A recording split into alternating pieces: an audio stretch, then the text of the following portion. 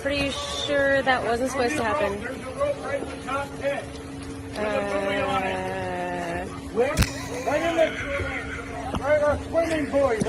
There's a line in the front of the boat. She is so calm.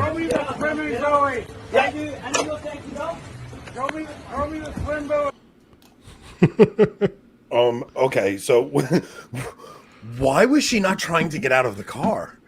I don't know. Like, what? She's still buckled in even. That's what I mean. She didn't even take her seatbelt off. Like she thought the car was going to become a boat. I don't get it. Like, I'm never not. Hey, amazed. everything else in our society can be things that it's not. So why can't the car be a boat, right? That's true. But I'm never not amazed by women drivers. Like, they never cease to amaze me. Okay, so we got Joe Gallagher hold on. today. Speaking Oh, of we women got drivers. we got another one for everybody. Hang on. Let's see if I can make this bigger. So now, Rob, tell the backstory to this. So this is a conversation between me and my wife, Hope, and her part is up in white. We have cameras over our house for, baby monitors and stuff like that. And she said, it's a good thing we don't have a camera in the garage, or you and Aunt would have fodder for your women can't drive segment. No damage to the car. And as soon as I saw that, I'm like, oh no. No damage to the car, but I kind of backed into the pole. We have a pole, like a support pole in the middle of our garage between the two stalls. And somehow she backed into it. Okay, so listen to this. I gotta tell this. This is hilarious because my wife pulls in the driveway and she's on the phone with somebody, and she hops out of the car and leaves the car in drive. And the car slowly goes into the garage. And she goes in the house, then she comes out of the house, and the car is inside the garage. And I'm like, I don't get it. Like, I don't understand. How do you not put the car in park? Joe, you married? No, I get married in October. You're getting this married. is what you have to look forward to, bud. Gotcha. So listen, I gotta explain to everybody. First off, Joe Gallagher, formerly of the Red Top Report on Church Militant, right? Yes, sir. That was my baby. So I met Joe when I went to the Cancel Priest conference. Joe helps Father Lovell over there, and Joe is like the showrunner. Like, he's like, I didn't really get to spend much time with you at the conference because you were literally bouncing back and forth like a lunatic. But the one thing I did address was I said that I wanted to get you out of newsroom mode. And I'm like, the best way to get Joe out of newsroom mode, because you've been doing newsroom stuff for years, right? I mean, it's like everything was, I'm like, we got to bring Joe on an off the rails episode and just, what is Amy saying? I almost did that once and drove through 7-Eleven. I love the ladies. The ladies are adorable. So I wanted to get Joe on just to show him like how unorganized and unprofessional we are. So yeah. I'm thankful for it, honestly. Yeah. I'm used to, I still have the, sit up, don't put your hands too much on the desk. But if you do, I don't know. It's nice to be able to kind of, to break that mold every now and then. Throw on a t-shirt and just come and hang with your friends, right?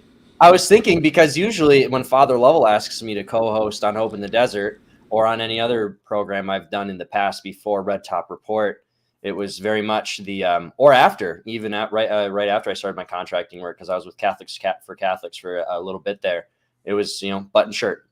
And so I was getting ready to put it on, and I thought, you know what? No, I'm going to keep the t-shirt on. Good job. Good job. I'm so happy, man. Honestly, I've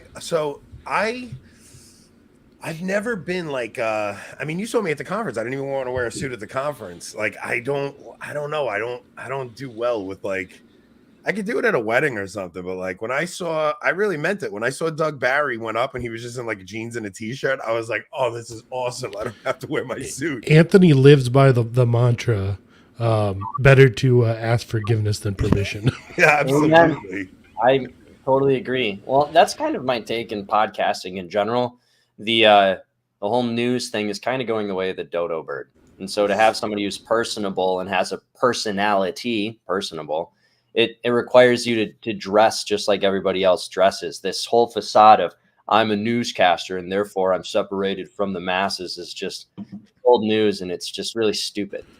It really is funny, man. Like you see, like people are drifting away from like the very professional outfits like that. Like the days of Walter Cronkite are long gone. And you could even see, I mean, we're not going to talk about Church Militant, but you could see even Church Militant, like you could see Michael Voris is doing his own show now, kind of dressing down a little bit. It's not as professional. You see Christine Niles doing the same thing. Like they are seeing it too. Like it's, you know, the professional newsroom thing is one thing, but then, I mean, honestly, I think most people enjoy our show because they say it kind of feels like they're just hanging with their friends. Like I think what it is like, I don't want to hear what some, you know, dressed up talking head on the TV tells me I should think. I want to hear what a guy like me is thinking himself. I agree. That's it. I don't think they'll care that I say this, but before I left CM, that was a big thing that I pushed, was get away from all of the newsy. I mean, it's got its place, of course, but let's have some single cam, maybe 2 cam shots of podcast style. That's the future. That's what it is. You know, we can't be Dan Rather anymore. And I'm not saying that they were, but you know, news is not the same medium as it was. And people would much rather hear 3 or 4 stories with some commentary rather than this just in breaking news. Yeah.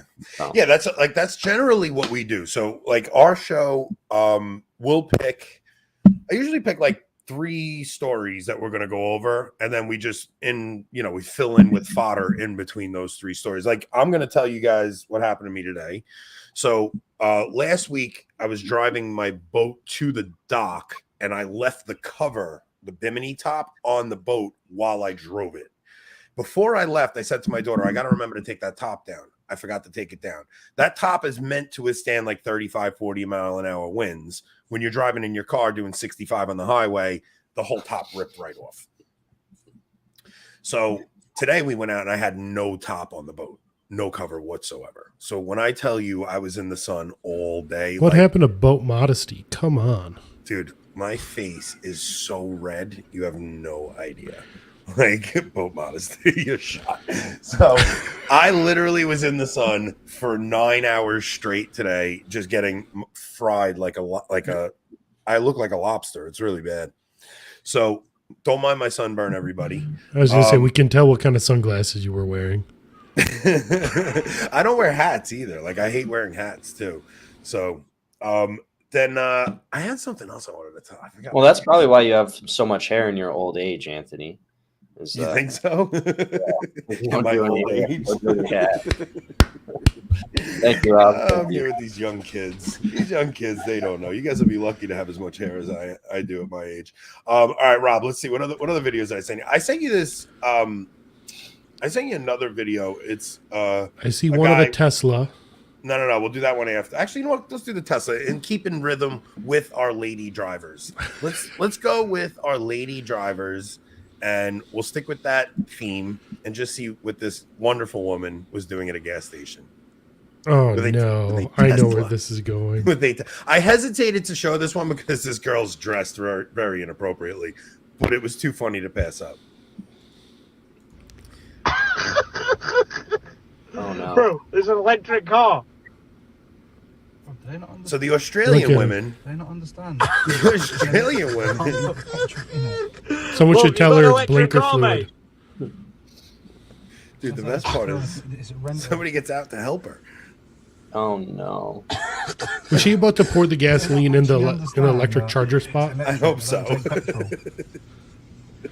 At least she realizes that's not right. Mate, I reckon that you should go. Go out and try help her. Go. So this guy goes out and he doesn't tell her, hey, it's an electric car, you can't charge it. He tells her, Fair play to be fair. No, it's on the other side. He says, no, it's probably on the other side. Bring it to the other side. This guy's so mean. He's like, no, we can stretch the hose. Go ahead, bring it on the other side. Awful. How awful. Look, the car's electric. No. Love, it's an electric car. You That's- didn't put petrol in it. You charge it. It's electric. Does she try to gas up her cell phone? On the other side. She's Oh, the ladies. yeah, like, The ladies are awfully entertaining. Ooh.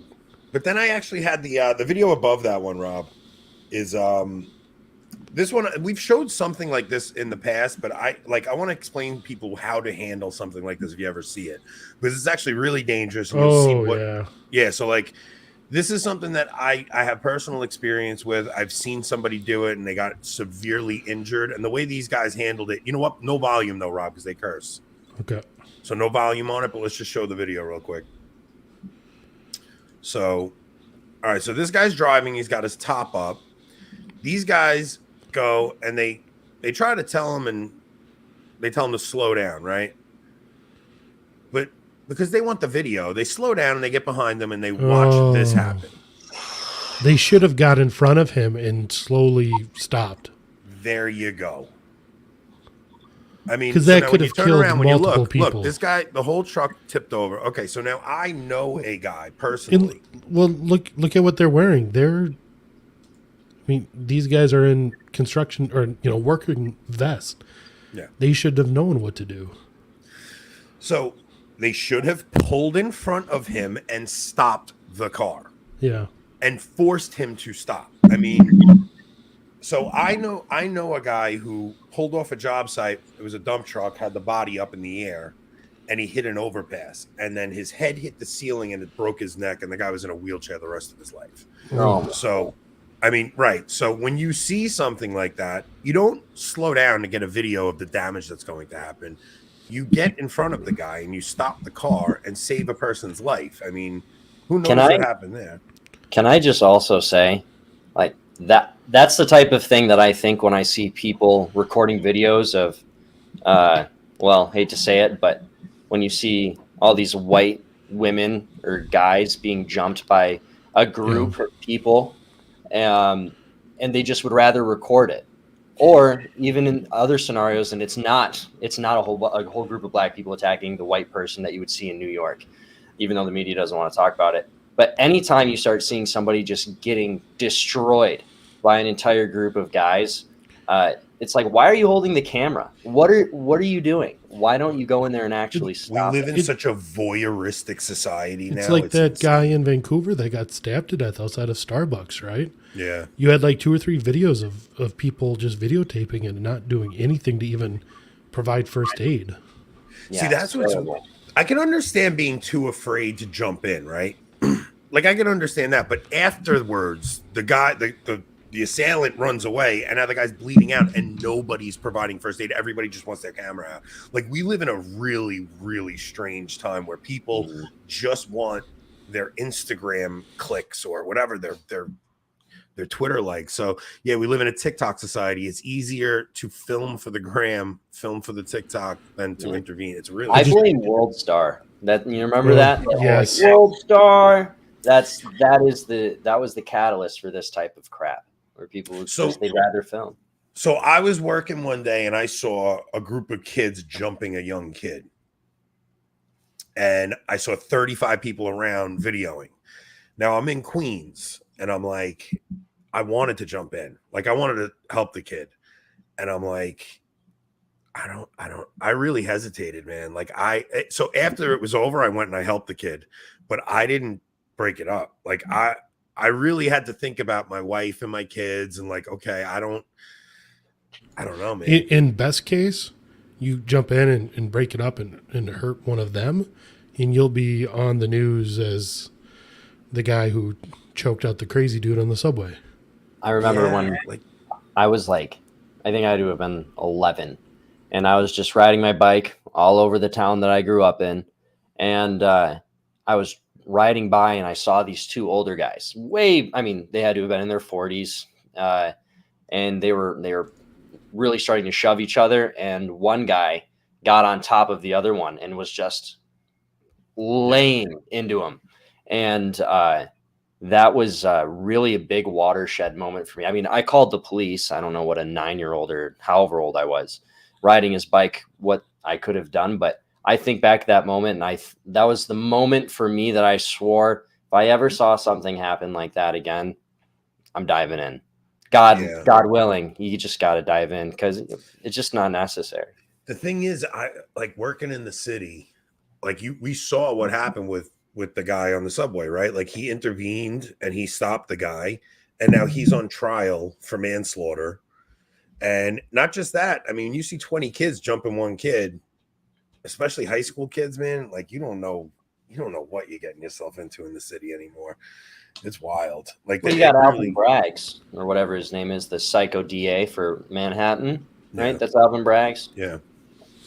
Yeah, they've made it so that they want the criminal to be the victim. It's a weird thing, right? Like this guy was on a rampage threatening people, and the guy who actually steps in to help people, he was a victim himself of this lunatic, and he steps in to stop the guy, and we've made him out to be the bad guy. It's a really strange time we live in. School shooting with the tranny that shoots up and kills kids. What's the White House press secretary say? Oh, the trans are our friends. They need to be protected. Yeah, it's so weird. Welcome to our second strike, everyone. You think that'll get a strike? I should have warned me. We say troons. Troons. A little better. Sorry, I didn't mean trans. Have we described Amish to Joe yet? If it comes up, we will. We will. We got John Henry Weston to say Amish on our show. Dude. Oh, that was the best dude, ever. It was so funny. So, Joe, when we're describing the people of the Old Covenant, we call them Amish because they don't have technology, and they're never going to complain about something we do. And we told that to John Henry Weston, and he actually started using it in the show. Great. It was pretty funny. So all right. So Sunday, I went to my brother-in-law's 4th of July party. I sent you a little clip of the fireworks. Let's play those real quick, and then I got some funny stories about that party. Let's see if you can find that. All right. So.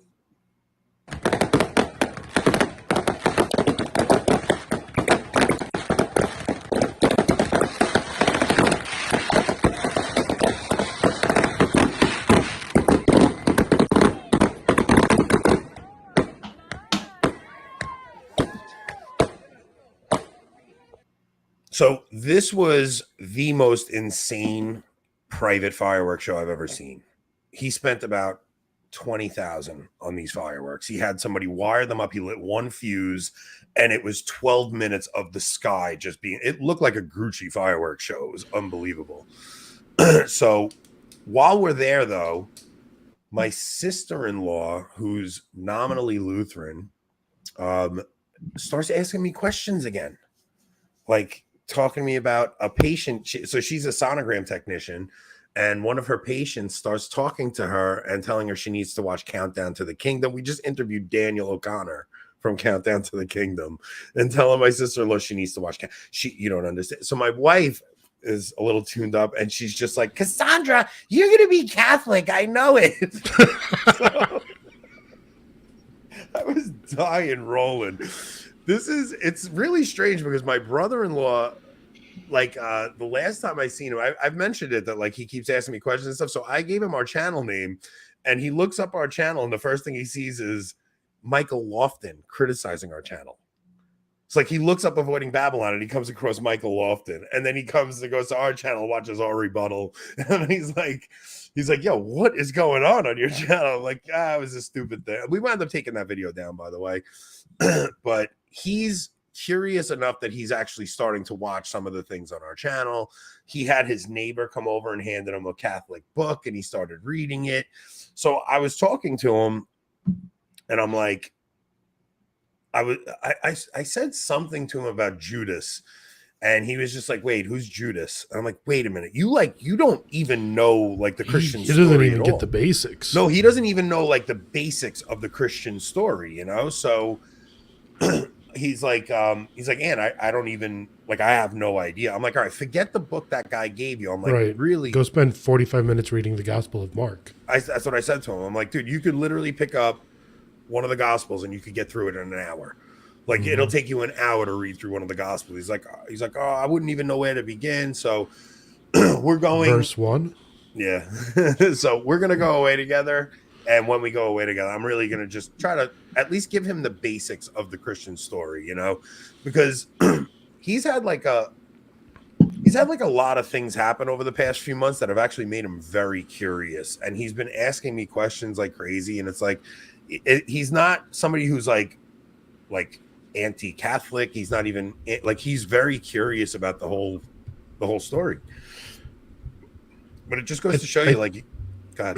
I think we're going to see a lot of interest from people who are nominally Christian or maybe not Christian at all, but sense that there's something wrong in the world, whether it's with, you know, the alphabet issue or just other things. And they see that it is really only Christians standing up against this stuff with any sort of principle. And I think that alone is going to be enough to capture interest where they then want to find out more. So, yeah, that's what I even said that in my talk, right? I was like, it's like the world is so upside down that in a way evangelization has never been easier. Like people could just sense something is going haywire. Joe, what was your upbringing? Are you a cradle Catholic? Yeah, cradle Catholic. I grew up with a single mother. She was always pretty, as far as at least I can remember, always went to mass on Sundays. I went to Catholic school all the way through, which, you know, Catholic school doesn't really speak much. But we started going to a more reverent type Novus Ordo when I was probably about 11 or 12. That's where I first encountered communion on the tongue, or a little bit of Latin throughout, or what a church looks like without a Novus Ordo altar. So that was really once the tide started turning much more towards authentic Catholicism. So when did you start taking your faith seriously? And like, what made you jump into like Catholic media? Yeah, Catholic media, where you're actually like taking your faith that seriously.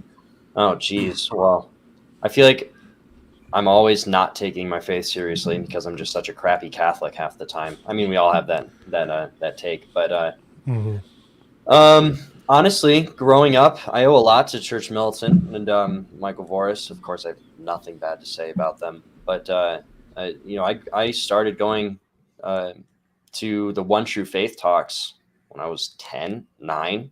And so we really started learning a lot more about the faith. I remember my mom and we used to get pizza from a local chain. I don't know if you guys have them out there, but Papa Romano's. And we would get our pizza, we'd sit down, we'd flip through TV. And I remember on Channel 13, it was season 1, episode 3 of the One True Faith. And it was on hell. And I was 9 at the time. And we both just sat and listened to it.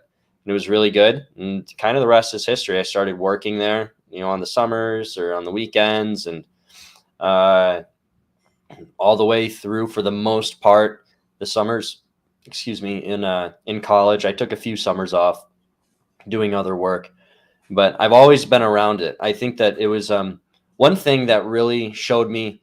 I always thought that, and I do believe that the faith is very much like an intellectual thing. You have to know in order to live a certain way.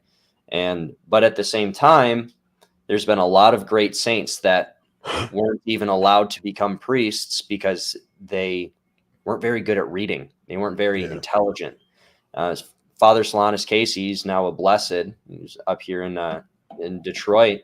He was a doorman because they all thought he was just so dumb.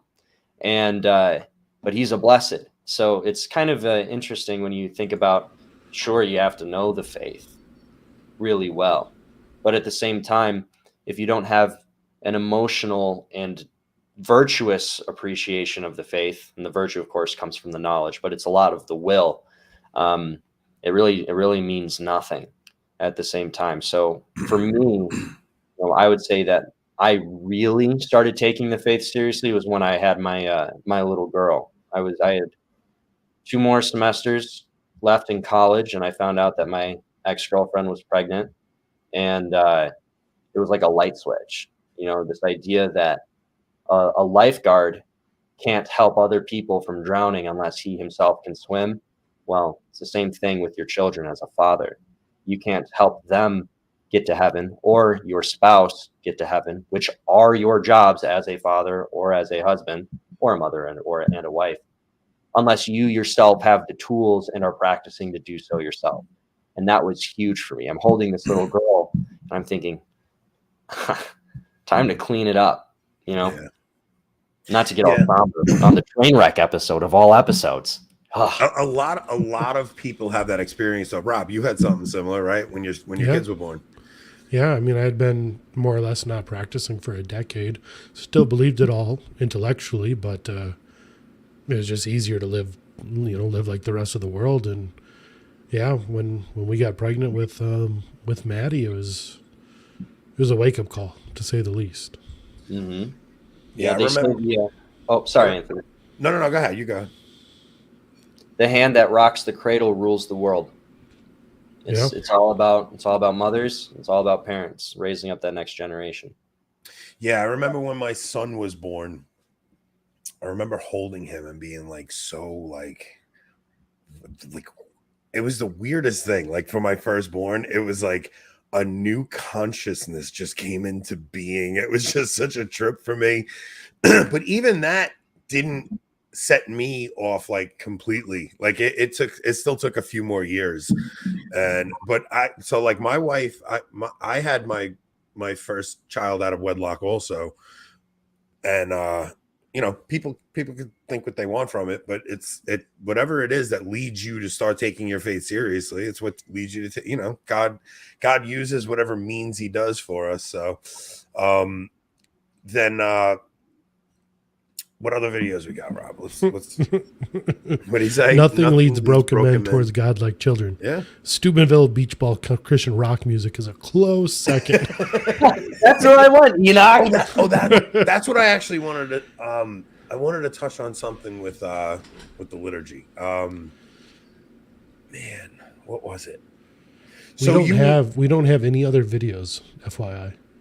Okay, that's fine. We have the two articles that we're going to touch on though. So yeah. All right, but no. All right. So Joe, did you ever come across did you ever attend a traditional mass during this time or anything or? Yeah, no, for sure. I mean, I definitely I served at the TLM when I was in high school. Every now and then it was either the TLM or I would do the very reverent Novus Ordo, and then I would go every now and then at college as well. But even when I would go to the Novus Ordo, I would go downtown Steubenville at St. Peter's, just because the tuna can of a church on Franciscan's campus was just insufferable. It's just insufferable. Where'd you go to college? Did you go to Franciscan? I went to Steubenville. Took me a you while. Know about the crack houses. What crack houses? Wait a minute. All right. So wait. I want to dive into this a little. So you went to Steuben. You went to Franciscan. Yeah, I did. What did you major in? Clinical psychology, and this actually ties into excuse me, what we were talking about earlier. If I had it my way, I love psychology. Actually, in fact, if I had done it differently, I would have done oh my gosh. We might have a full-time position for you here with this podcast. We can't pay you anything, but we can definitely use a psychologist.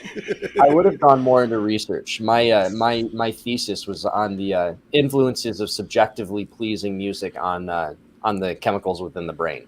Ooh. I love that stuff. I had a professor there, Dr. Samut. I would pick his brain after class, and he would give me these neuroscience books for their masters or for his master's classes, and just so he stays up on it and all of his research. And man, if I could just be given $1 million, maybe $2 million grant and left alone in a lab, that'd be way better. You should talk to Flanders. I was just going to say that. His theory on music. Ooh. Shamanistic music. I've heard, isn't he the guy that wrote the book about how different melodies are actually immoral? No, no, but I'm sure he holds that thesis though. But he even talked about how Arius, during the Arian heresy, Arius knew people couldn't read back then, so he actually wrote songs, like pop songs of the time, to distort people's understanding of Christianity. And let me tell you something, you don't realize how much of an effect music has on the populace, man. Like you really think about hip hop culture.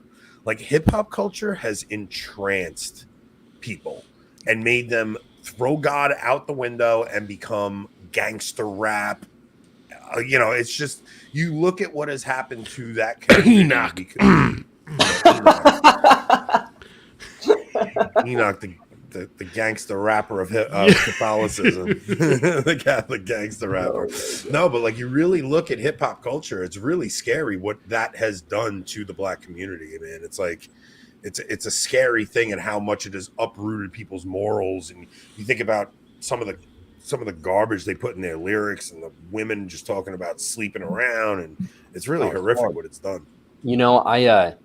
I back in high school, sorry, when I was finishing up college, second half, I started working on creating this music application that had a couple of different unique features.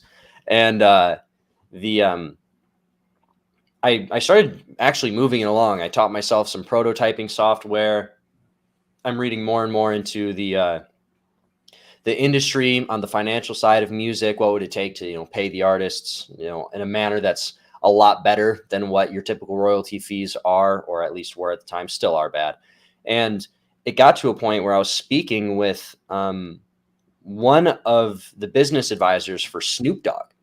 And so we're talking, and she let me know that Snoop Dogg and a couple of other older rappers were looking to invest in some, allegedly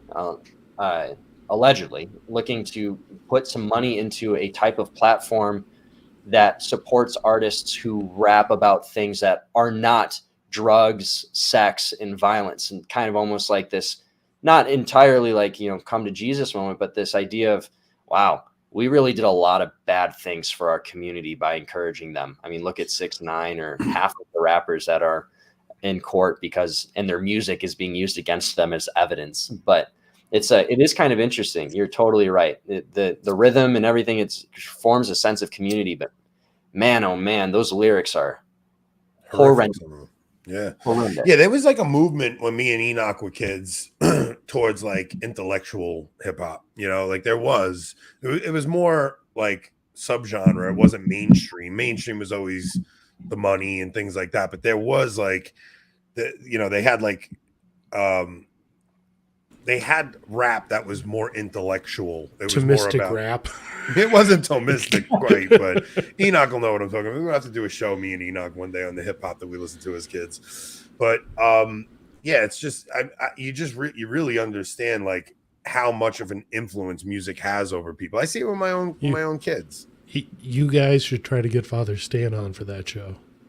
Enoch's going to see Father Stan. I know. That's why you should try to get him on. I really would love to do, because Father Stan, I'm not even sure if he remembers me, but I know he'll remember my father. I know he'll remember, because he used to be at my father's house.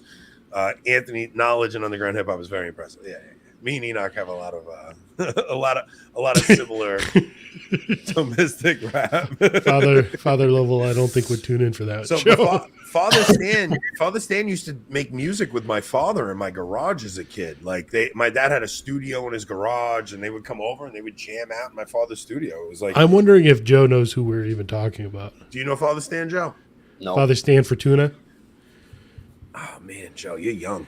When you get off this show, look up everybody got to suffer and Cell 91. You the only one that gotta suffer? Everybody gotta suffer. It's a good song, bro.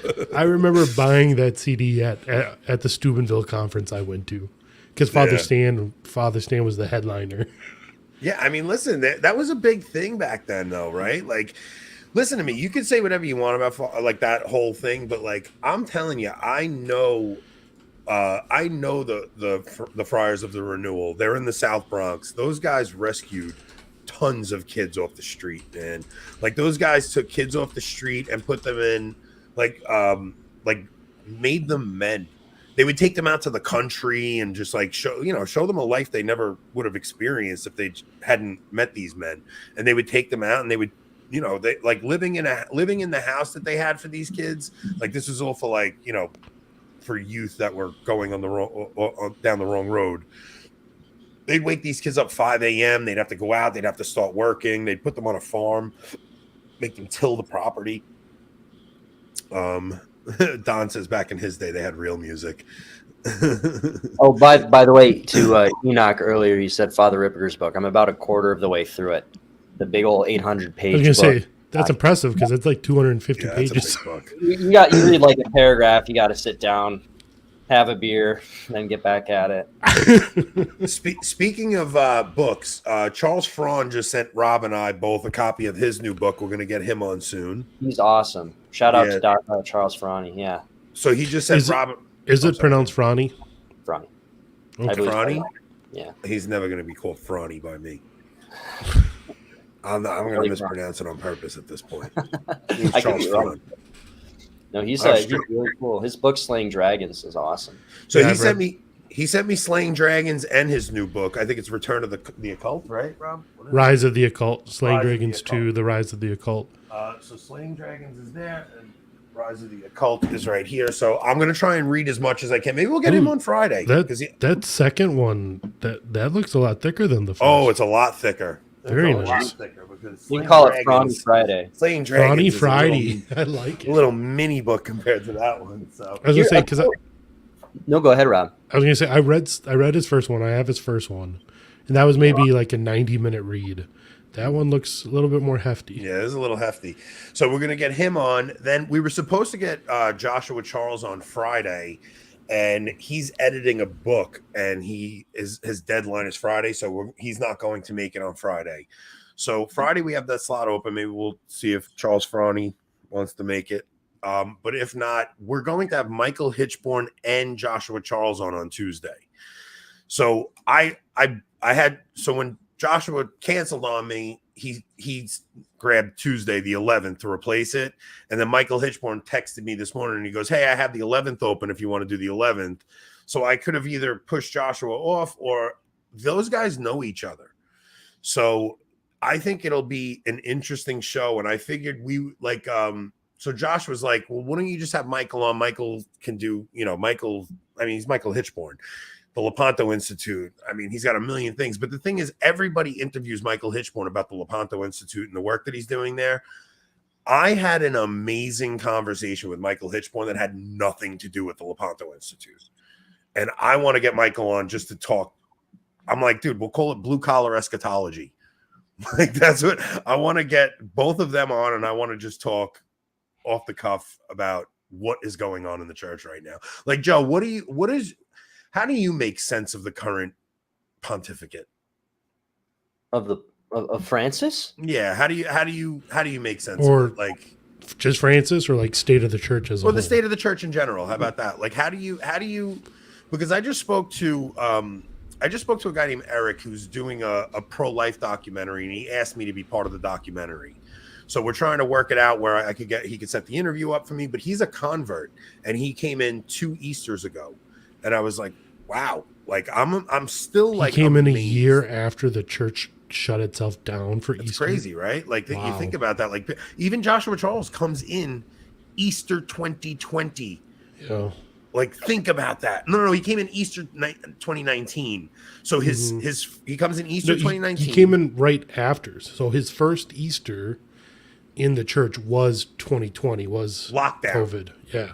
Lockdown, right? So it's like, you really think like God is like, I just think it's amazing that God still draws people to his church in times like this. It's like, I would, like, if I wasn't a cradle Catholic, I don't know how I would handle it. So how do you make sense of what's going on right now, Joe? Do you mind if I say just one really cool thing about Charles Franny real quick? Of course, sure. Go for it. When I was at Church Militant, my role was head of their activist armed resistance. We ended up growing it from a dormant 800, 900 to just under 7,000 before I left, over like 2.5 years, 3 years. It was really awesome. And part of that was you'd have your states. We structured it based off of similar to that of the USCCB. Why? Because primary actions of the resistance focused around the corruption within the church. And we had every chapter was a diocese or an archdiocese. depending on the size of the archdiocese, sometimes we'd break them down into smaller ones. But Charles gave a virtual talk and gave some of his time free of charge just to share his thoughts on the aspects of the spiritual warfare, just with a group of Catholics that want to do their part in fighting the culture and saving souls. And that always stuck out to me. Just the fact that he said, "Nah, no problem. I'll hop on a call. I'll video chat with you guys for an hour. No problem." That was always just really, really cool. So he's just a down to earth guy. Had the pleasure of interviewing him when I was at Church Militant, and just serious shout out to him. But the culture, huh? What's my take on it? Oh, geez, I don't know. It feels like how much time do we have? But I guess it depends on how well I'm doing, Anthony. But so wait, you guys have to explain that joke. So in the green room, Joe asked me, he goes, "How long is this show?" You're like, "Oh, well, it's between an hour and an hour and a half. And if you suck as a guest, it'll be an hour. If you're doing good, it'll go an hour and a half." So I think that the culture's done for in a lot of ways. It's just done for. I have a really good former really good friend of mine. We don't really talk anymore, but he and I were chopping it up, and he's of goodwill for the most part. I've seen him kind of slip away. And we're talking about everything, and I have this fervor and this fire and this sense of urgency, which I still have. And on the days I don't, I force myself to have it, as every Catholic should try to do. I hope that's what every Catholic should do, or else I'm doing something wrong. But he just said, "But what is there to do? Like, what do you do about it, man?" And it really just kind of clicked for me, because that was a friend of mine, a very good friend of mine. We're just out having a beer, called each other up when we got off of work, and decided to hang out. Good buddies. And that's a guy who smokes all the time, plays games all the time, goes out and drinks on the weekends. There's no desire to change the culture, which is why I don't think there could ever be enough of these Catholic or at least conservative podcasts, because it might seem like a glutted market, but when you look at how many lost sheep there are, people need to really, really wake up. But as long as you have pot being legalized, which some argue it's not a psychologically addictive drug, well, habitually, and speaking to lifestyle, it certainly is. And when you have video games and pornography, oh my gosh, all of these different things, the party lifestyle and the generations ahead, I don't see any really big hope for the culture. Of course, always have the supernatural hope, always pray that every soul that dies does not suffer damnation. But when you look at how many people don't know anything or know something and choose to not care, which we talked about earlier, Rob, it's really tough. And that was one reason why, again, when I was at Resistance, I kind of came to this conclusion for the motto of restoring Christendom, big, lofty goal. How do you ever do that? One soul at a time. You can do one soul at a time. You can go from your neighbor across the street to your Aunt Lucy at Thanksgiving dinner to your coworker when you see them 9 to 5, and eventually go and go and go. So in theory, you can go from one soul to another soul, to another soul, to another soul. But the end goal is, when you look at the onslaught that's happening today, it's really scary. You know what's funny? It's like we talk about like all the insanity in the church, and I've never seen more conversions in my life than I have in the last couple of years. True that. Like all my siblings coming back to the faith. My sister Michelle, like, dude, my sister Michelle just went through a crazy divorce. Like, she was like really going through like there was a very wide chasm between Catholicism and my sister. She believed in God. She had she loved her Bible, but there was a very big chasm between the Catholic faith and my sister, because she just went through a divorce and she knows what the church is teaching on divorces. And I think there was like a barrier there for her. 2 weeks ago, my sister calls me on the phone. She just went to a Novus Ordo mass, and she was like, everything just felt wrong at this mass. And you know what part she had the hardest time with, Rob? Was ad orientem, or lack versus of populum. Versus populum, she just it was so difficult for her to grasp, why is this priest facing us? So she's like, I don't even, I could, like, I think if she had found an ad orientem novus ordo, she would have been okay. But something was irking her about this versus populum mass, so much so that she calls me and she's like, I need to go to a Latin mass. The past 2 Sundays, she's been coming to Latin mass with me. And she's like, it's so funny. I'm watching my sister who, like, really, when I tell you a chasm between Catholicism and her life, veiling at mass, bringing her kids back to mass, like, I'm seeing miracles like I haven't seen on the small scale. Like, okay, the church is going through its passion and people are falling away from the faith. But when I see my siblings coming back to mass, like, my heart lights up. Like, I'm like, this is amazing, My mom has started to talk about coming back, and she's been away for 20 years. So that's amazing. Like, you really, I'm telling you, things are so upside down in the world right now. And I think, look, there's, I think, I forgot what scripture it is, but in the apocalypse, God talks about sending his angels out to gather his flock. Like, it's like things are going to get crazy. And I think God really is pouring out grace on individuals, even though we're seeing the hierarchy go down this horrific synodality road, and we know that nothing good can come of synodality. But in on the small scale and in the micro aspect of things, I am seeing a lot of conversions. And like I said, my brother and sister-in-law, who were nominally Lutheran, would go to church just because, like, I think a lot of people in our culture go to church for heaven insurance, right? Like, they go, like, they don't know anything about the gospel, but it's like, well, just in case, I'm gonna go to church for heaven insurance. Like, I really think a lot of people do that. And for my brother-in-law and sister-in-law to really be asking deeper questions and being curious, like, to me, I don't see any other explanation other than God's grace in that scenario. May I jump in? You don't ever have to ask, Joe. You can talk over me. Just tell Anthony to shut up. Yeah, tell me to shut up and just jump in. You don't ever have to ask. Sorry. In fact, Father Lovell was telling me that the other day. That was his criticism for me, is that I ask people for permission to speak. But I don't think that things like that. Well, so as I'm listening to you, Anthony, and you, Rob, there's this, the traditional Catholic and the traditional Catholic Mass, they don't change. They're always beholden in the truth because it's the fullness of the truth. So as the world goes to shoot stuff. Sorry. That's fine.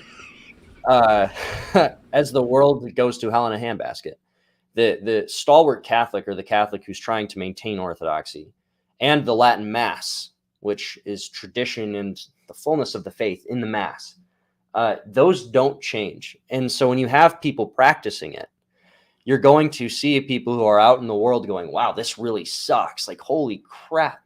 Is Target really selling tucking underwear right now to little boys? And then wait, who's doing this? Target. Are they really? Oh, tucking. I think you said talking. I'm like, no. underwear? What? No, tucking. All right. That would be better than I was going to say talking underwear is not as bad. Talking underwear. I'm like, wait, what?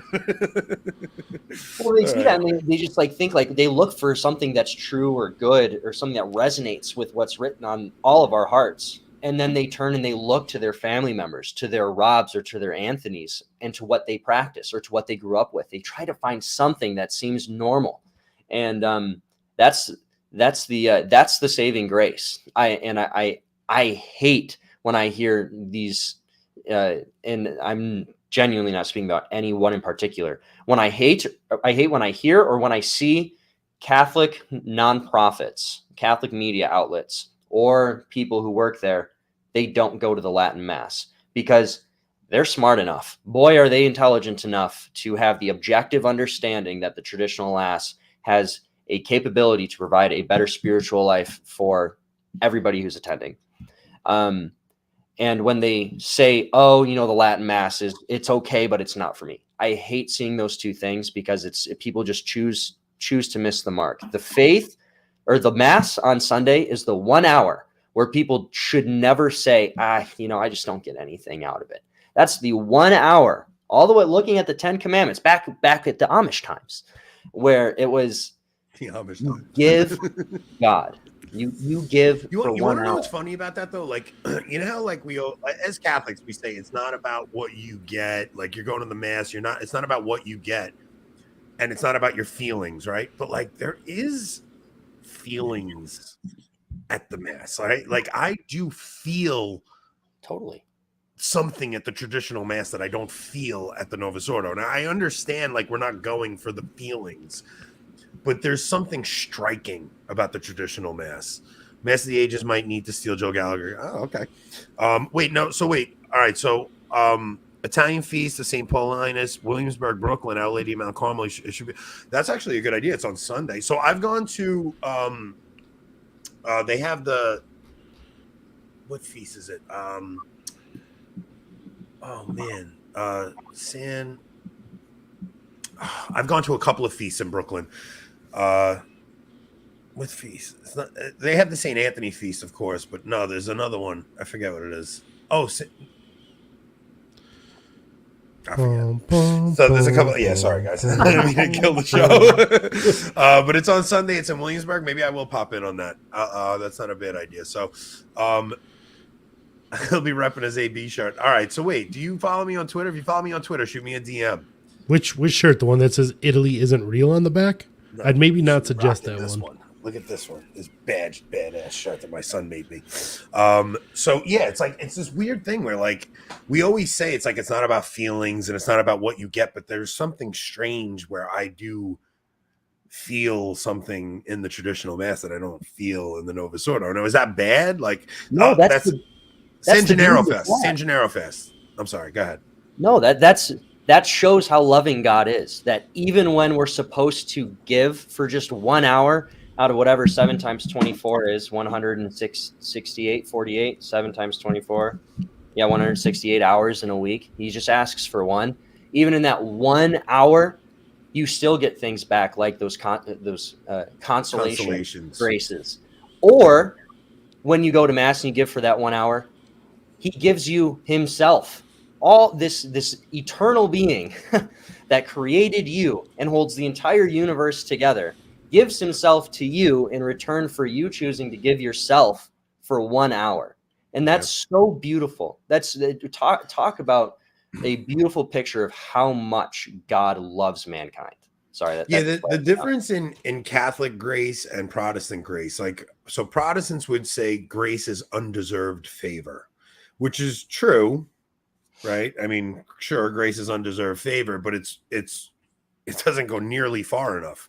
Grace is God gives himself.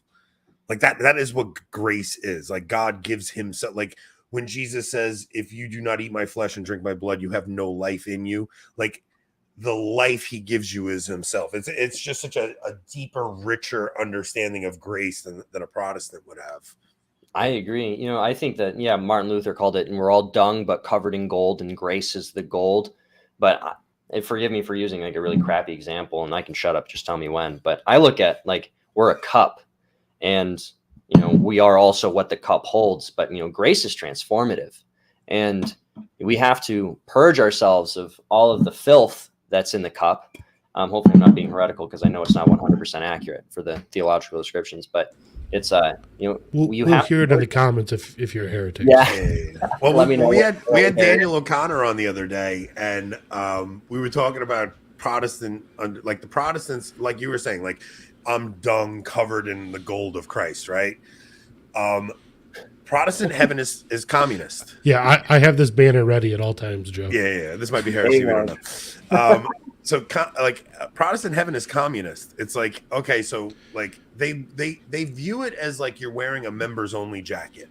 So when you go into heaven, God doesn't see you but sees his son, because you're wearing the cloak of Christ almost, right? They have no theology of theosis at all. No theology of theosis. They have no understanding of the kingdom. A kingdom has a hierarchy, right? Like there's when Jesus says like do this and you'll build treasure in heaven, like you actually are, there will be a hierarchy in heaven. Like when you compare yourself, it's crazy when Protestants talk about Mary and they don't understand, like she will be infinitely more beautiful and like more bright than any of us will. Like there's not even a comparison, and they just don't get it.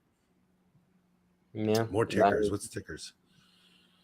More tickers. What I just had scrolling.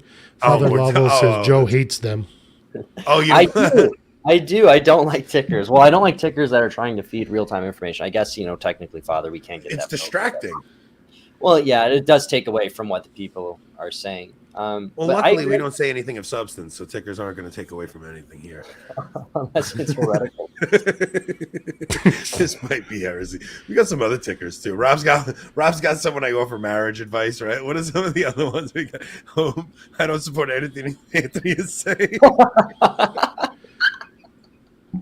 Wait, what do you got? Don't listen to Anthony. We are not responsible for your marriage problems. I love giving marriage advice. Oh man! See, we have a history on this channel. All right, should we get to the Google story, Rob? Sure. Let me bring it up here. Let's get to the Google story. So this one was interesting. Google drops Pride Month. I know Pride Month is over, but Google drops Pride Month drag show in wake of employee petition alleging religious bias. This is how we fight back, people. Do we want to make a bet, though, on what religion it was protesting this? It was Christians. Oh, was it really? It was Christians. Yeah, I was assuming another one. So Google has found itself in the midst of a controversy after deciding to cancel a drag show that the company planned as the closing event for Pride Month. According to CNBC, the decision came after an internal petition was circulated by a group of employees who opposed it, claiming religious discrimination. So the petition, signed by several hundred employees, argued that the drag performance sexualized and disrespected Christian coworkers, ultimately accusing Google of religious bias. Every year, Google sponsors a range of Pride events in various locations, including San Francisco, that are open to both employees and the public. According to the event's now removed internal description, this year's closing event was intended to be a Pride and drag show featuring a famous performer. I wouldn't even say it. I'm not going to. Peaches, and the last name is our saviors. So, who was supposed to perform at Blank Barbeau in San Francisco Tuesday. When the employee petition started circulating, the event was discreetly removed from the internal company events page. Google acknowledged the change to CNBC and clarified that the performance was no longer considered a Google recognized diversity, equity, and inclusion event. Okay, so if you saw it with the Sisters of Perpetual Indulgence, these are not just random things. This is like every time they do it, they are mocking Christianity, right? So how can you not have a ground to stand on when you as a Christian come? And so, all right, so one of my family members works for a company like this, and they sent them a questionnaire, and they had to answer this questionnaire, and it was all about Pride Month, and do you support this, and do you feel comfortable sharing your personal beliefs publicly? So my family member wrote, no, I don't, because if they shared their private beliefs as a Christian, they would be ostracized, right? But the thing is, just like you saw at Google, when one person does something alone, they may get ostracized. But if you get a couple of people together, then you start getting some momentum, and then you start. It is.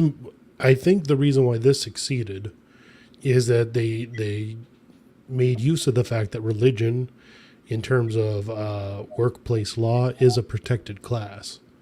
So when you start to allege discrimination due to religion, then suddenly Google opens itself up to a ton of legal liability. Whereas, as far as other protests or petitions we may have seen, when they just maybe say something about family values or something like that, well, there's a lot less legal liability involved with something like that. So I think we have to be smart about how we play it, and going the religious discrimination route was a good idea. Yeah.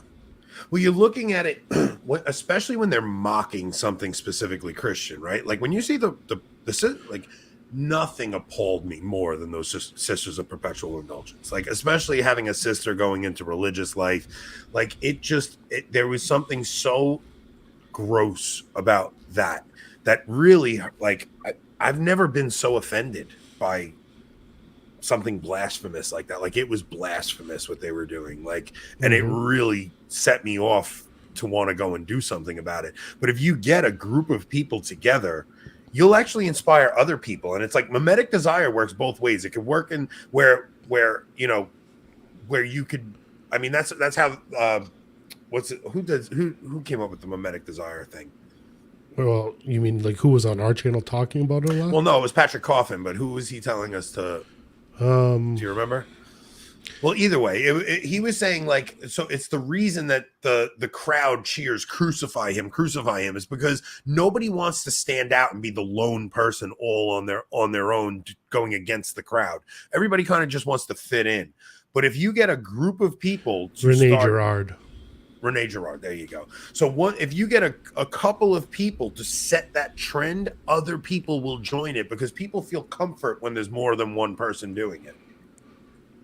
I just wonder how much I look at, you can see, or at least so for as long as I've been aware of politics, the left and the culture wars, really, I should say instead, culture wars.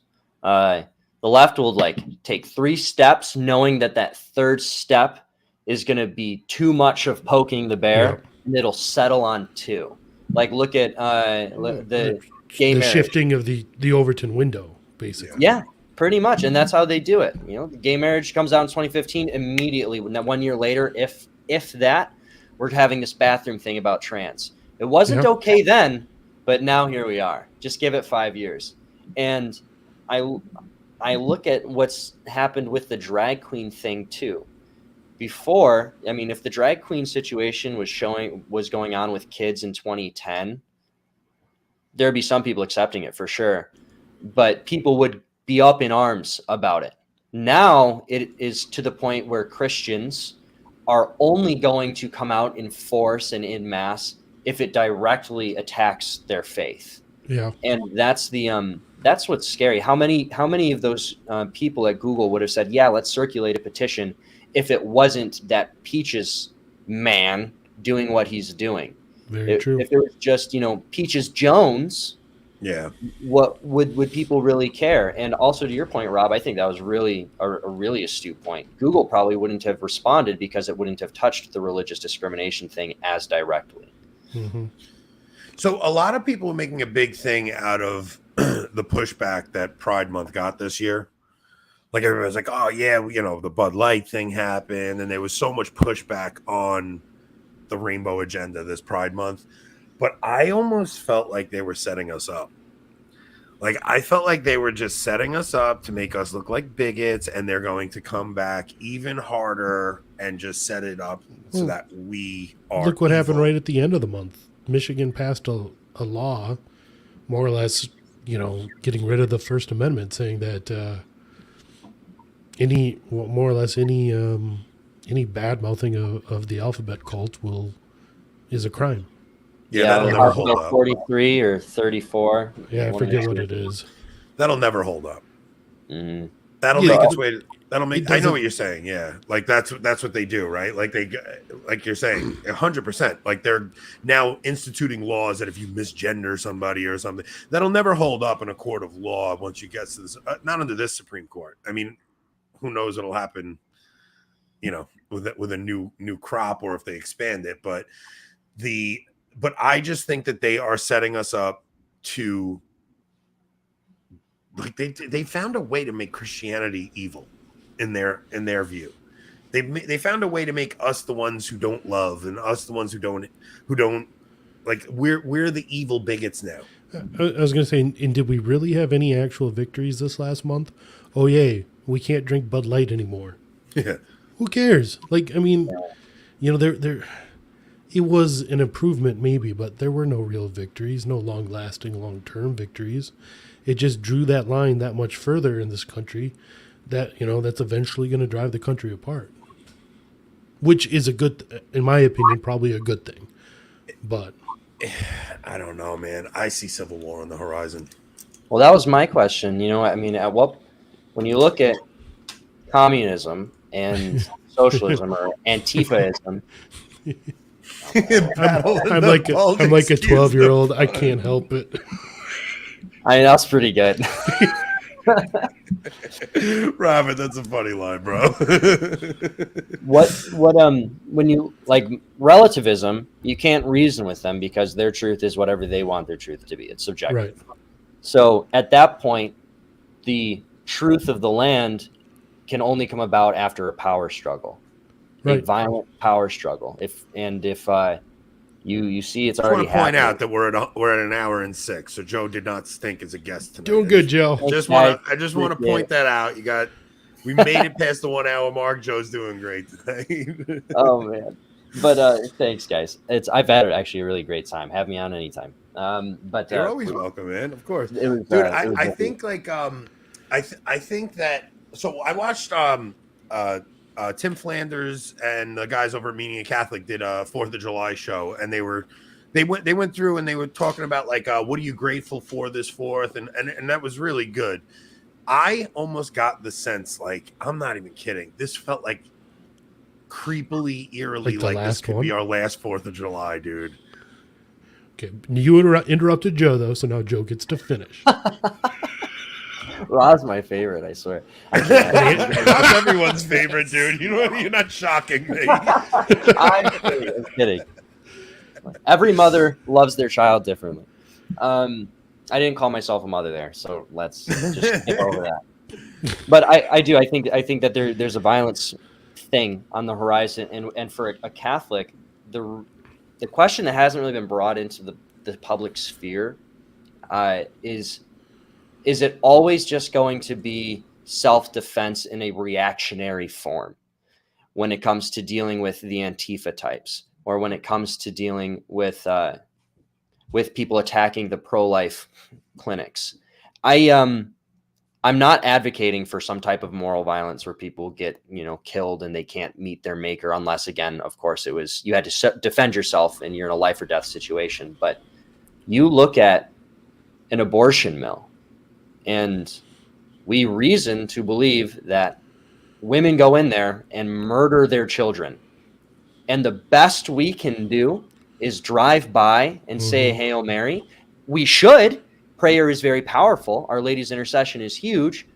But that's the best that we can do, even though 40 years ago, people were out in Kansas handcuffing themselves to each other, thousands lying on the ground, shutting down abortion mills, risking going to jail. I mean, the closest thing we have to that today is Red Rose Rescue with Monica Miller. People are being murdered, and it seems like so much of conservative and Catholic activism is so toothless. And of course, there's the chess piece, and there's some prudence that you have to play, but I don't know. It's just a question. It's just a question I have. Yeah. It's a topic I'd love to really get into, but it would, oh man, we'd be kicked off of YouTube for good so fast. Yeah, some of the things I'd want to say. I think that there's no way you'll ever heal there's no way you'll ever be able to unify this country again. You're talking about people who disagree on such a fundamental level of right and wrong. You're talking about people who think that sending children for surgeries is a good thing as opposed to the most evil thing you could possibly. I mean, you're talking about, like, if you took this conversation back 20 years, some of these parents would be put in prison. Their children would be taken away from them. They should be in prison. So I watched somebody said something the other day. I think Calvin Robinson retweeted it. It was a video of a woman saying, yeah, I know what you're talking about. The reason you're getting so much pushback right now is because there are parents who let their children do this. And for them to admit that what they did was wrong, they'll never be able to admit it to themselves. They can't. Right. It would destroy them. They need to justify this decision they made to help their child in this thing, so that the reason you'll never get anyone who's gone through this to ever admit. It's the same thing with the abortion issue, right? It's like, for a woman, there's two ways that could go. A woman can have a moment of grace where God softens her heart and she has an absolute repentance moment, but the other is double down and be proud of your thing. Like, right. Like they have that, like, shout your abortion. Like they go to that extreme, because for them to admit that what they did was wrong is so unbelievably alien to what are you laughing at? What, Father Lovell? What did he say? Joe, stop picking at your right. He's sick. It is. He's just trying to distract. Dude, when Eric Sammons does a show, I pop comments in to try to make him break, like to try to get him to laugh. Father Lovell's just basically doing what I do.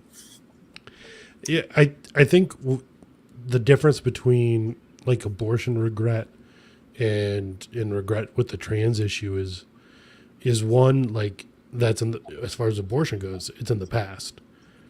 That child and it's over. Is gone. It's over, right?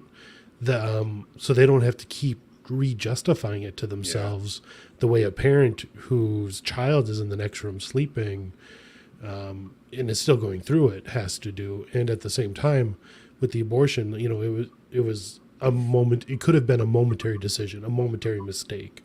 Yeah. Whereas with the trans issue, it's something that parent is deciding every single day to continue to give the kids drugs that's castrating them, and you know, all of this stuff. It's such a weird thing because they're using the Christian impulse to show empathy, right? Which is a good thing.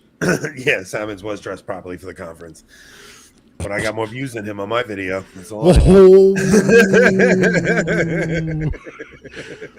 For the record, Anthony's been checking multiple times a day to make sure that's still true. As long as I get more than Eric, I don't care. I don't care if I got 17 views. As long as Eric got 16, I'm happy. That's all that matters to me. He's my mortal enemy, like forever. That man. Me and him are enemies until the end of time. Ban Anthony from conferences until he dresses. Or until Eric goes geriatric and senile, which is probably pretty soon. He is my mortal enemy. Him and I will never be friends. So it's dude, it was so funny when we went out to dinner. He goes, "Listen, did you ever see who's the Jimmy Kimmel and Matt Damon? They're friends in real life, but they have this thing going where they pretend they hate each other." And like Jimmy Kimmel will never have Matt Damon on his show, and like whenever he's brought up, he's like, "Oh, I hate that guy. I hate that guy." But in real life, they're actually friends. Eric's like, I really think we should go with that route because I don't want to be on your show anymore. That's what he said. He's such a sicko. I'm gonna kill him. What were we talking about? Okay, so they're using the Christian impulse for empathy, right? Like, which is a good impulse. Like, it's always good to like try to put yourself in another person's shoes and try to be empathetic to them. But they're taking it to this level that's so twisted that they want us to say it's okay to do these things, and it's just preposterous. It's like to care for an individual is one thing, but to bless the entire movement is something totally different. So like I know gay people in my real life, like I would never be cruel to that person. But when we're talking about the movement in general, that's a very different thing than dealing with an individual on an individual basis. I think that the emotional response is correct on both sides. I feel for that person. I recognize their pain. I want to help them. Yeah. The liberals' idea is let's further the pain by satisfying them immediately. It's vice. You know, the vicious person says, all right, well, let's just help you now. Whereas the virtuous person, the Catholic stance is, okay, it's going to be a long, crappy, sucky, painful road, but this is what's better for you, to fight those impulses. And I had that conversation. I have a cousin. She just graduated. She just graduated high school, and every time I just saw her this past weekend, and I gave her a hug, and I just said, "How's my little SJW doing?" And we go back and forth about it. But I told her, liberal. If you're 18 and liberal, you have a heart, and if you're 30 and conservative, you have a brain. Classic Reagan. Yeah, that's Churchill. Really Churchill. Thank you. Yeah, like you should have a as a young person, you do want to show that empathy, but as you get older, your brain starts to kick in and stuff. But so it's like my wife's best friend, who she's been friends with since she was 17, is a gay guy, right? And it's like when he comes over, I'm nothing but kind to him, and he was raised Eastern Catholic. So what's strange is the last time I saw him, I was like, Paul, will you take me to a divine liturgy? I've never been to a divine liturgy. Like, there's ways to still talk about it. Like, there's still ways to he knows I'm Catholic. He knows my faith is the most important thing in the world to me, but he doesn't feel like I'm pointing the finger at him when he comes over. And he knows I love him, and he knows that he knows what I believe. It's just, it's when you're dealing with an individual, it's one thing. When you're dealing with this movement is something very toxic and very scary, and the way they're going after children is very, it's a lot that we have to worry about. So, it's kind of like Robert Nugent's take that he gave while he was on our show about the Enoch Burke situation. Like, on one hand, he said, he totally gets and respects Enoch Burke's, who, if you don't know, he was a teacher in Ireland who's opposing, the whole trans stuff over there. He gets and understands and respects Enoch Burke for how he stood up, but at the same time, he doesn't necessarily agree with what he did, because in the end, this was really about a kid with issues who was suffering, and who this big media storm it's not going to help that individual in the end. Yeah, and I didn't think of it from that perspective until Robert said that to us, right? Yeah. Like, for me, I was just like, yeah, Enoch Burke is great. But like, really, when you're dealing with an individual, it's very different than when you're looking at an entire movement like that. Father Lovell says you should go after him more because the Roman Rite is superior. Yes, with the unique expression of the Roman Rite. Ooh, or the traditional expression of the Roman Rite. No, you know what? I've actually found like talking to him about liturgy has been pretty interesting, right? Because he was what it was is his father was Greek Orthodox and his mother was Catholic, so they settled on a Byzantine Catholic church. So he went to divine liturgy and all this stuff. But I mean, I think he has a lot of in his mind would be religious trauma, but I really just think it's stuff that he's never, worked through and talked about. But he gets excited to tell me about things because he knows how much I am into my faith. So when Easter comes around, he always goes, well, no, your Easter calendar is different than mine, things like that. But we'll talk about liturgy, and it's like, all right, Paul, come on, take me to a divine liturgy. I want to check it out. So we'll see how that goes. And then did we want to touch on the Vigano thing? Like we did put that in the title originally, and then we kind of changed it. But Vigano's starting some kind of something similar to the coalition, where he's going to try to help out, I guess, people who are dealing with the Francis Pontificate, clergy that are dealing with the Francis Pontificate, and I think he's doing something along those lines, right? I saw the story on Anthony Stein this morning. It was a story in Gateway Pundit. So helping religious victims of the deep church. So isn't Exsurge Domine the title of the bull against Martin Luther? Is it? I didn't know that. I think it might be. Let me see. I'm gonna pull up the story so I can read it better. Okay, let's see. So, all right. So Carlo Maria Vigano, Archbishop Apostolic Nuncio, announces the association Exsurge Domine is born to help priests and religious who are victims of the Bergoglian and Deep Church, Pope Francis and the Deep Church purges. All right, so it's basically something similar to the coalition. There's no association whatsoever between them. But I just think these things in general are something like, okay, so before I offered to give my talk at the coalition conference, it was something I had to actually think about, right? And it's like, you hear this thing all the time from especially Novus Ordo Catholics, that these priests should act like Padre Pio and suffer in silence. And many times you see it from a priest tweeting from his iPhone 12 and tweeted 700 times that day. And it's like, dude, don't talk to me about what these priests should do like Padre Pio while you're literally tweeting away a storm over here. Right? Like let's just chill out. There's a very different situation, not just between promise and vow. That's not really that's not really where the difference is. There is, don't get me wrong, that is a difference.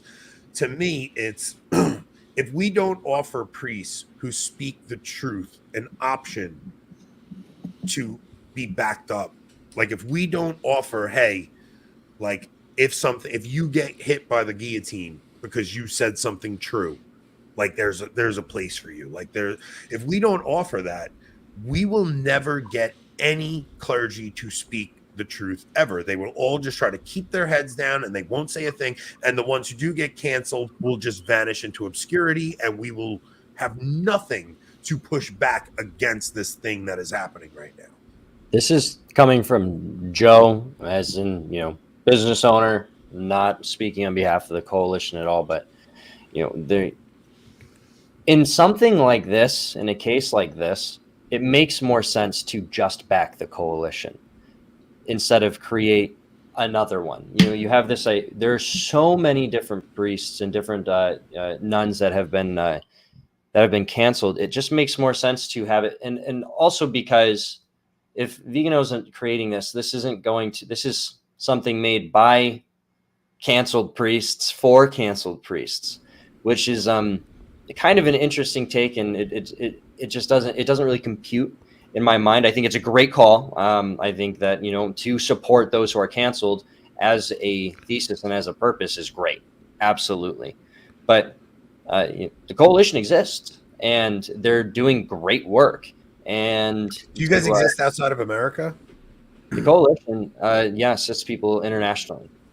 And you're saying, whereas Veganos is created by a priest for a priest, you're saying as opposed to the coalition, which many people probably don't realize was created and run by laity for priests, correct? It's laity for priests. And because I think that there's this like really clean break in a sense, because if it's run by priests for priests, then it's just more of this question of obedience and vows and listening to your bishop. Don't you do this, don't you do that.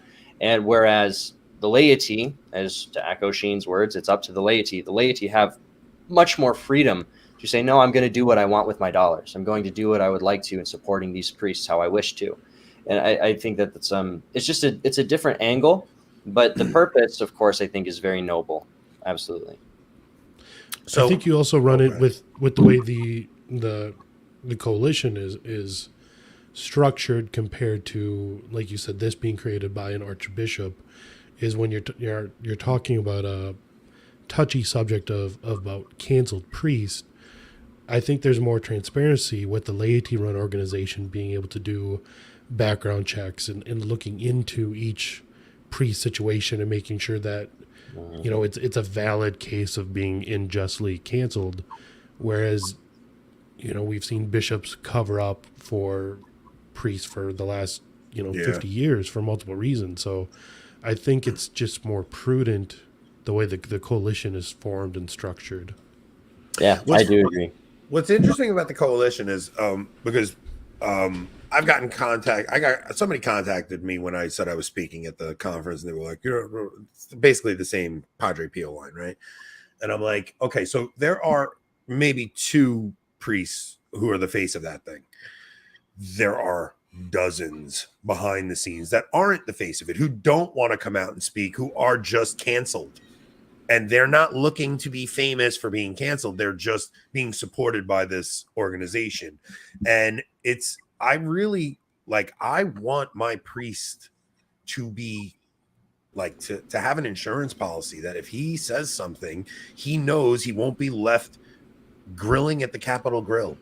Like, I really do. I want my priest to know, like, dude, you won't be left out in the cold. Say what needs to be said. Speak the truth. Our duty to tithe and to support the church, it's not a duty to give my 10% to the Catholic to Church. The bishop, to Right. the diocese, to Catholic charities so they can send condoms to Africa. It's a duty to the church as a whole, and that includes priests from all over the country that have been unjustly canceled.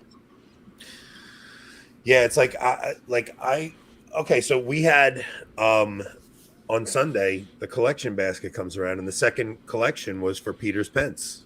Ugh. I didn't give $1 to that. Oh, you can't. I didn't give $1 to Yeah, that. So I would say it's immoral. Michael at this point. Hitchborn actually gave some great. We're going to talk to him when he comes on Tuesday, but there are ways, like very specific ways, that you can make sure your money goes specifically to your parish. You can itemize your checks when you write them, and it's like because you do want to support your parish, guys. Like it's very important that you support your parish. You don't want your parish to be floundering. Like you want to make sure that you, especially even if it's a diocesan, it doesn't matter. If you have a good priest and a good parish, you want to support that. Now it's funny because when that basket comes around, 99% of the people just instinctively throw something in it, and you feel like people give you a look if you don't. But I doubled up on my initial giving in the first basket this week, and had no problem saying I don't give to Peter's Pence. May I? Yeah. Sorry, I'm so sorry, Anthony. Go ahead. Just stop asking permission and jump in. Don't say sorry. Just go for it. Never apologize to me. I was thinking about whether or not I should say it, and I don't know how public of knowledge that this is, and this is not me speaking on behalf, again, of the coalition at all. And I knew this information. I've known this information for quite some time, but here's another problem that I have with the Exsurge Domine caused by Vigano. It is a known secret that Vigano is quietly ordaining men who have not been given, and people haven't been sharing this publicly, but it's quietly known by a lot of different Catholic media personalities that Vigano ordains men quietly into the priesthood without training them up properly in the seminary. To be doing that is a really stupid idea. It's just stupid. And so people lady don't know this, and I don't know why. And maybe there's going to be a lot of Catholic media who are going to be unhappy with me that I share that live, but we'll just blame Anthony. You can blame Anthony. No, I was just going to say, I mean, he comes from Church Militant, so it's he's got why it hasn't been shared. You know, they're known for blowing things up. It's true. But so let's say we have all of these canceled priests or all of these canceled seminarians. Does Vigano then say, "Hey, canceled seminarian, let me just clearly this guy's new. He's actually apologizing. Who's cut Anthony off as my." There you go, Rick. There you go. Did you just kick him out? Sure did. He throws me off my own show all the time. Sorry. Okay, well, shut up. Go, Joe. Yeah, guys, shut up. No. There you go. That's scary. So let's say there's a canceled seminarian, and Exsurge Domine says, "Come on in." Does Exsurge Domine ordain these priests? Does Rome have any say in the ordination and the formation of these priests? Or do they have no idea as to the reasons behind the liturgy? How much do they know about the end times, speaking of eschatology? How much do they know about where the truths of the church come from when it comes to the deposit of faith? How well versed are these young men that Vigano has been ordaining? And I have to say it, if a lot of these Catholic media companies knew this and they just refused to come out and say it, I don't know on what planet we aren't sharing that. Is it because Vigano's just too popular that we can't say anything because if Vigano comes against us, oh no? Or is there maybe some other reason? In my opinion, Vigano shouldn't be doing it, and that's the biggest reason I'm afraid of this Exsurge Domine. That's why I didn't say anything earlier. Not too. I mean, also like Vigano, prior to his whole turning against Francis, it's not like he was well known for being like traditional, or he was just another Vatican politician, right? So people like can have a scales falling from their eyes moment, right? No, I'm just saying, yeah, but why would we necessarily want to trust him with priestly formation? Oh yeah. And this is all alleged, by the way. It's all alleged. Yeah, I didn't know any of this. I had no idea that was going on.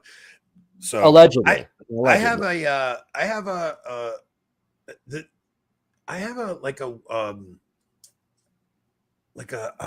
two minds about Vigano, right? Like I hated when he dipped into the Trump stuff. Like I wasn't crazy. That was so cringe. I wasn't crazy about him calling Trump another catacomb and things like that, which I understand what he was saying. He was saying like Trump could be a form of a restrainer of evil that was coming, but I think he should have steered clear of it, but he didn't.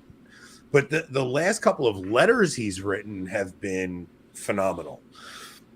And to have an archbishop saying things like that, I think is always a good thing, regardless of how he came to that position, because I think that people can have a St. Paul moment where all of a sudden the scales fall from their eyes and they're like, holy cow, I can't believe what was beneath the surface the whole time and I never knew. At the same time, if that's really going on and he's ordaining men that are not really formed properly, like they should be getting the proper formation and stuff. So that's really inside baseball stuff that I had no idea about. Well, I also think, it's the idea of, okay, his letters were really good. He's calling out the global elite. Thank God we need a prelate doing that. Yeah. And Vigano's got a huge platform. But just like you can go too far center off to the left, you can do so to the right as well. And it's very hard to stay on that narrow path. And, ordaining men that aren't ready to rock into the priesthood, that's a little too far to the right. And it doesn't help us. Like, right. How does that help us? Well, okay, so you guys just trash Vigano. No, I'm just kidding. I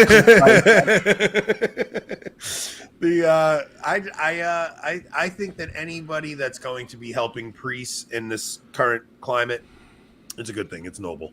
Like, I really do think priests are under tremendous pressure right now. So I personally like the coalition, so I'll be sticking with those guys. But if that's an international thing that Vigano's doing, that's what he's doing. What happens with the ordinations and stuff, we'll see what comes of that. So let's see. We see. You see. I mean, people. I see this all the time. Like, there are very two different minds about Vigano, right? And some people love him, some people hate him. Yeah, and I loves Our Lady saying stop piling on Vigano. He's done a lot of good. He has, but he shouldn't be ordaining men, allegedly, who aren't ready for the priesthood. That's objective, reasonable, easy to say. And it's very, very dangerous to be doing that. Very, very dangerous to be doing that. Yeah, I think that we have to find a way to make a house united, just like you asked for, right? So we're gonna do the best we can to find common ground with everybody right now. Try to give an empathetic view to where people are landing in their conclusions on what's going on in the church right now. I think Vigano is an entity unto his own, to be honest with you. Like, I think he's just he's an entity unto his own. Like, it would be cool if he did maybe work with you guys, but I don't. He's just such a massive force that it's almost like he kind of had to go and do his own thing, So I just wish there were more Schneiders. You can't find one bad thing to say about Bishop Schneider. I don't understand how he has not been canceled. Like, how is he still functioning? I think being a victim of communism has definitely helped. I think, I don't know. He just seems so, I don't know. He's so noticeably holy, right? Yeah. But I'm saying, why hasn't Francis taken him out? I mean, he speaks his mind. He doesn't. I don't know. Yeah, maybe it's because he's just from this tiny little. He's an auxiliary bishop of Kazakhstan. It's like the funniest part of the whole conference talks was listening to Eric Sammons trying to pronounce Kazakhstan. I forgot about that. Or was it Eric or was it Kennedy? No, I think it was Eric. It was Eric. He was trying to say Kazakhstan. He's like Kazakh. I can't even pronounce it. It was pretty funny, but it really is interesting that like he's not caught. Like they're going after Strickland because Strickland's vocal. I mean, they're making it like they're going after Strickland for whatever they're making it like, but we all know they're doing it because he speaks up, and it's like they just. I'm surprised that Schneider has managed to dodge the bullet as long as he has. Mm-hmm. And what's going on with Strickland? Any updates? Wasn't it just a slap on the wrist from what was reported that all seems to be going well, but it was another slap on the wrist for the good bishop? If that's correct, I was right. I just want everybody to note. Everybody said they were going to take him out. I said, they're not taking him out. It'll be too much of an uproar. Yeah, there's a lot of money in the diocese at the end of the day. It's just too much, dude. It would just, he's not some bishop from Puerto Rico.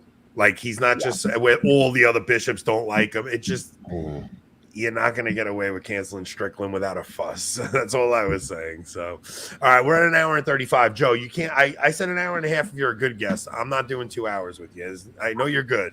There's only a handful of guests that have ever gotten that. And it's usually just me and Anthony when that happens. Yeah, right. So, all right. So Friday night, the guest is to be announced. We don't know yet. I will pick somebody, and we will go from there. Joe, you were fun, man. We're gonna do this again. I appreciate it, guys. Thanks for Do you have letting me anything come to on. promote? Yeah, what about his company? Oh, thanks. Yeah, I have a company, amgmoon.com. We essentially media consultant. So whether it's soup to nuts, so if it's ideation to just kind of refining what existing programs people have, we've got something for everybody. Can you help me and Rob do anything? Absolutely. But if I helped, it would just make it worse because you guys are so What he's saying is he's too expensive for us to handle. One day, Rob. One day. One day. Guys, also check our locals out. We only have we have to get like another 20 local supporters to be able to do hour-long shows. So right now they limit us to 30-minute local support shows. So if you guys are still around and you're not a local supporter, we need about 20 more people to be able to do full hour-long local shows. We found that out last Friday. We're in the middle of a stream. It cuts us off because we hit half an hour. We hit a half an hour. We had to start a new stream. We want to be able to do full hour streams for our audience. And like those local streams, they're interesting. They're not your regular show. Like the first one we did, we were like, oh, there's 12 people in here. Who wants to come on with us? And we invited a bunch of people on with us. And whoever was in the stream, I sent them the link and they popped on and I interviewed some of our guests. I had Joe Diodati, who I was so happy to finally meet because Joe Diodati is a very special friend of Rob and I. We were finally able to get him on and I was able to ask him questions. We met Beth Nagel. We met so those shows are very I know interesting. Adrian's dying to get on. So listen, if you guys can, please support our locals. We're trying to get it up to 50 so that we can do those hour-long shows. And if we actually start making enough money that I don't have to work Saturdays anymore, we will do a Saturday show for our local supporters. So guys, please go support the Coalition for Canceled Priests. Check out AMG Moon. Joe, you are always welcome here. This is a fun show. Anything else, Rob? I have a special song to take us out. Take it away, brother. Please rickroll them. Is it a rickroll? Oh, even better. No, Joe, this is for you, buddy. Yeah. Feel it. Don't be afraid. Feel it.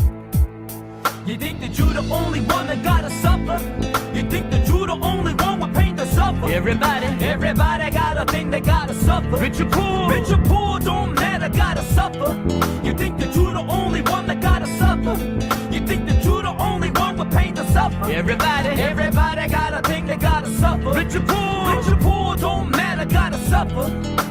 Rich man goes to the doctor, gonna find out all the rich food he ate, gonna make him die of gout. Wife and kids are crying, suffering the pain, wondering if they don't change.